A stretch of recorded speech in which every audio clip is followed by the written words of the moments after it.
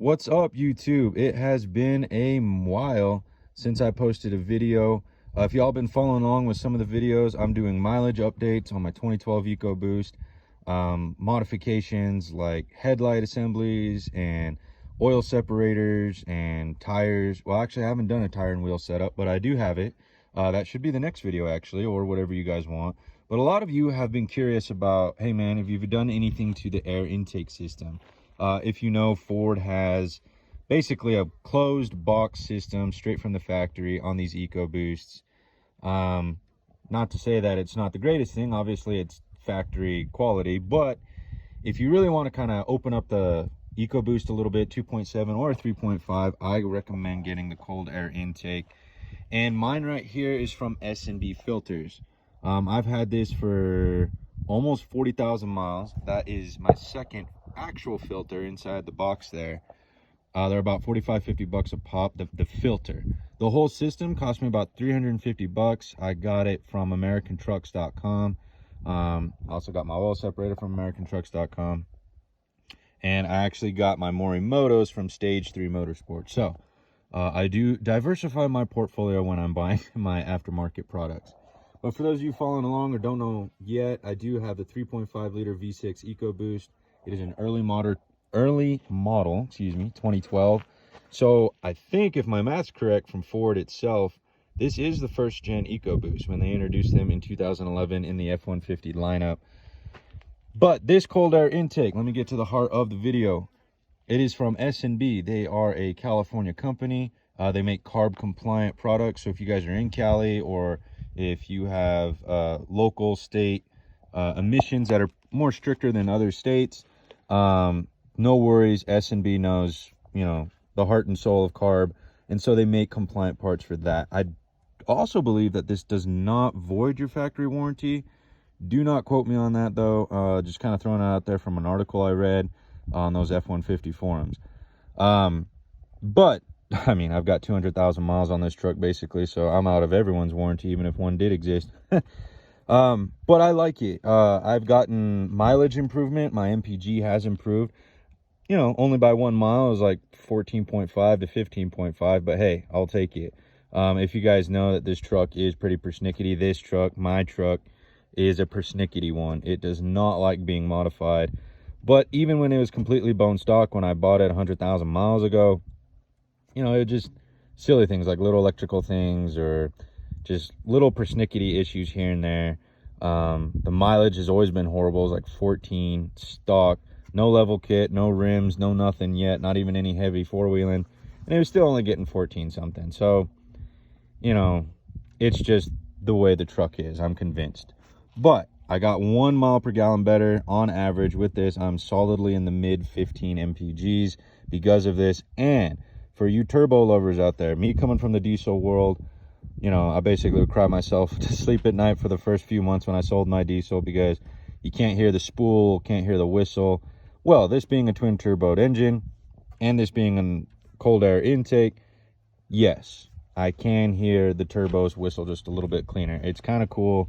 I don't know if that means anything to you guys, but it means a lot to me coming from the diesel world. You know, kind of reminisce every once in a while when I hear those whistles. So let me kind of do a walk around. Forgive my shadow right there. Trying to get the best lighting I can so you guys can see exactly what you're going to be getting if you purchase this. S&B came with, so you can obviously take this off for video purposes. I would leave it on, obviously, but here we go. I have the dry extendable, so when you're going to be looking at it, whether it's K&N or S&B or AFE, you have oiled and you have dry.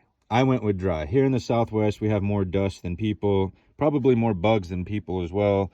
And with that being the case, you know, it's going to get really dirty if you have an oiled one, those like red or blue oiled filters. Not that they're not good. In fact, they're actually more efficient and better than the dry ones to a small degree.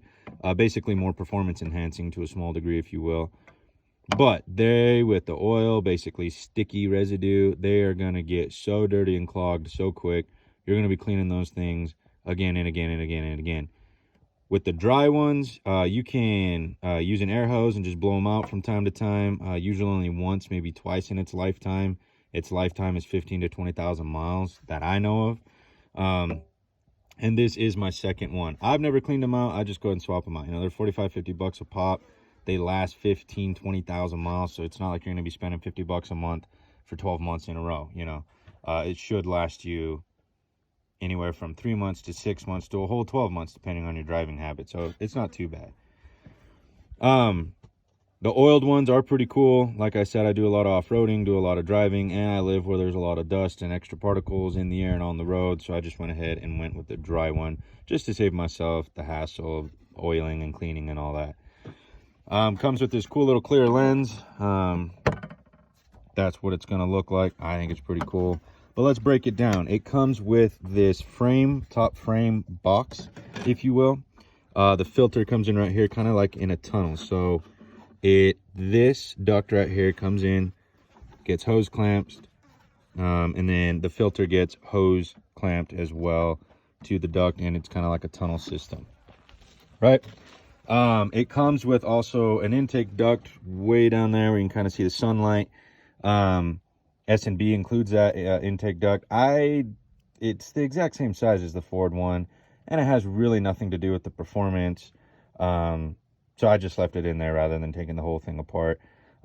Clips right in. So basically what it does, if you're familiar with your Ford system, it basically just takes the top part of what would be the Ford closed box. You throw that out, and this just rests right on top. And right here, you can just clip it right back in. And it's got a factory seal on it. So pretty cool. You don't have to any cuts or modifications or measurements or nothing like that. It's just literally plug and play for a cold air intake, if you will. That duct that I mentioned comes in right there. It is one solid piece. It stops right here at the hose clamps. That's Ford factory, and it stops right there at the Ford factory. All right there, stops here at these hose clamps. So this is your one solid piece from S&B. Another piece, then your filter, and you have the option of putting the air duct way down in there if you want. Like I said, I rolled with my factory one, just staying where it is. This is one of the best things I could have done. I really like it. It's got, we'll just ballpark it at 40,000 miles on it, 2 filters down, and absolutely no issues. Again, my truck is persnickety. If you have a persnickety truck, you will run into this issue as well. But every other, literally 2012 F-150s that happen to have the S&B cold air intakes, they did not have this problem. They did not have this problem. I did. What am I talking about? You see how daggum loose that is? It's insane. And that has nothing to do with S&B, because this exact same filter was found on the exact same Ford model of a buddy of mine, and his was like gold Fort Knox tight, you know what I mean? Just, it did not rattle or move at all. It was in there, and he had the same factory ducting and the whole 9 yards. So what did I have to do? Since I have a persnickety truck, I had to zip tie an oil rag right there, a clean one, and because it was starting to wear right here on the corner of my fuse box, starting to wear a groove, which would have just eventually punctured a hole. You know, it's metal on plastic. Would have just smacked a hole right in there. So I had to zip tie an oil rag, and that was about 30,000 miles ago. That was an early discovery of mine, and I've had no issues since. No rubbing, no scratching, no wearing potential holes in there. So if you guys are blessed with a persnickety truck like mine, I'm telling you, man, you guys know the headlight story. Now you guys know the cold air intake story. So far, I've had no issues with my oil separator, but we'll go ahead and knock on wood for that one. But simple solution, even if you do have a persnickety truck, and I would highly recommend S&B filters. I'm not endorsed by them. This is just me. My channel's not even big enough to get paid by anyone or anything right now. But this is just what I've done. I'm really happy with it. And if you guys want to add that modification to your F-150 Ecoboost, I highly recommend it. Thanks y'all for watching, and y'all have a good one.